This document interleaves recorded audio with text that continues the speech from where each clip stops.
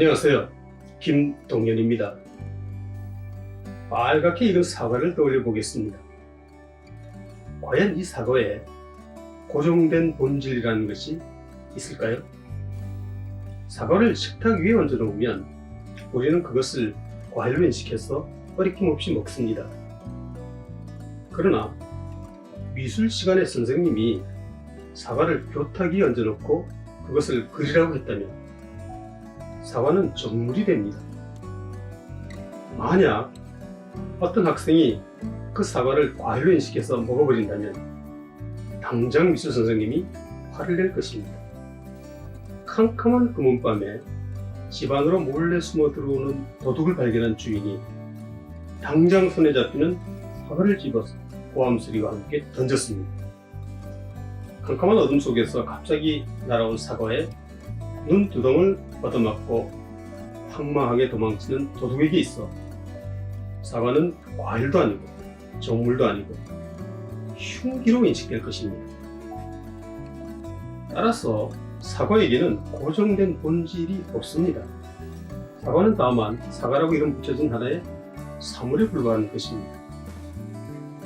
우리는 그 사물에 각자의 가치를 투영해서 각각 다르게 인식하는 것입니다.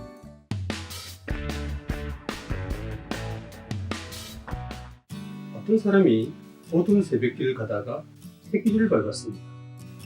그 사람은 자신이 뱀을 밟았다고 생각했습니다. 순간 머리카락이 곤두서고 등에서는 식은땀이 흘렀습니다. 그 사람은 정신없이 도망갔습니다. 다음 날 그 사람이 같은 장소에 왔을 때 어제 자신이 밟은 것은 뱀이 아니라 새끼줄이라는 것을 알았습니다. 그러나 새끼줄을 뱀이라고 인식했던 어제 새벽에 그 사람에게 있어서 새끼줄은 새끼줄이 아니라 바로 뱀이었던 것입니다. 이처럼 우리는 사물에 있는 모습을 그대로 보기가 매우 어렵습니다. 사물의 집합인 세계 역시 마찬가지입니다.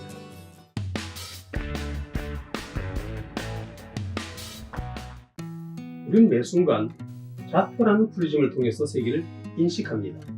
우리는 불완전한 감각기관을 가지고 있고 각자가 각각 다른 환경에서 삶을 시작하고 이어갑니다. 따라서 우리 각자가 인식하는 세계의 모습은 매우 다릅니다. 각자는 자기의 감각과 인식을 축적해서 새로운 세계를 구축하고 그것에 의지해서 매 순간 자신의 판단과 행동을 결정합니다. 그리고 그러한 판단과 행동에 따라서 매 순간 새로운 세계를 계속하여 구축하면서 삶을 이어가는 것입니다.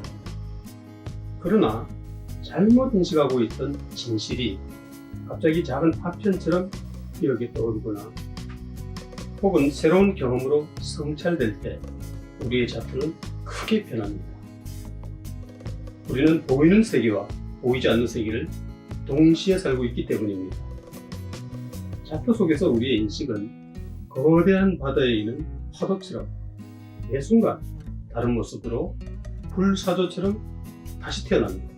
따라서 세계가 실제하건 실제하지 않건 그것은 중요하지 않습니다. 매 순간 우리의 감각기관에 무엇이 와서 자극하고 그 순간 인식의 거대한 지평에 새로운 태양이 떠오르는 것입니다. 우리들 각자에게 각각 다른 모습으로 나타나는 태양은 우리의 의식 속에서 매 순간 계속하여 다시 뜨고지는 것입니다. 따라서 우리가 어떤 사물에 관심을 가지는가는 매우 중요합니다. 또한 그 사물을 어떻게 인식하느냐 역시 매우 중요합니다. 따라서 나와 세계는 항상 같이 사유되어야 합니다. 나는 이 세계에 의미를 부여하고 그 의미가 부여된 세계는 결국 내가 됩니다.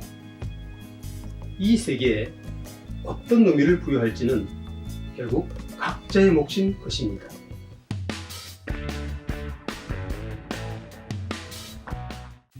(1930년대) 박용철, 정지용 등과 함께 시문학을 간행하여 순수 서정시 운동을 주도하며 우리말의 아름다움을 섬세하게 조탁했던 김영랑의 시에 끝없는 강물이 흐르네가 있습니다.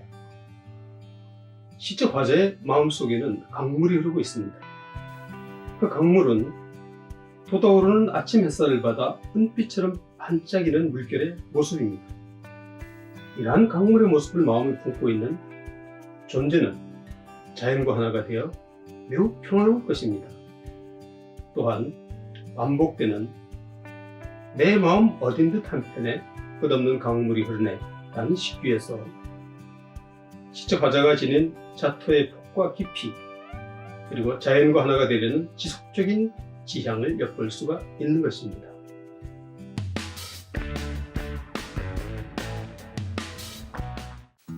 다음 시간에는 과연 우리가 세계에 어떤 의미를 부여할 것인가 라는 큰 주제를 두고 여러 가치 중에서 먼저 진정한 사랑이란 무엇인가에 대해서 알아보도록 하겠습니다. 다음 강의도 기대해 주시기 바랍니다. 김영랑의 끝없는 강물이 흐르네를 음미해 보겠습니다.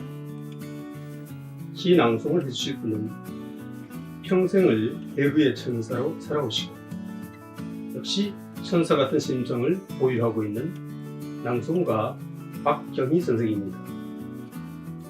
감사합니다.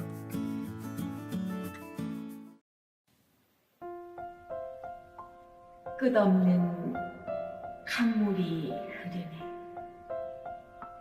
김영랑. 내 마음에 어딘 듯 한편에 끝없는 강물이 흐르네. 덧쳐오르는 아침 날빛이 빤질한 눈결을 돋우네. 가슴엔 듯 눈엔 듯 또 핏줄엔 듯 마음이 도론도론 숨어있는 곳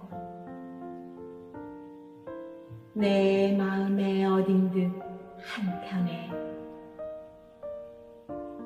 끝없는 강물이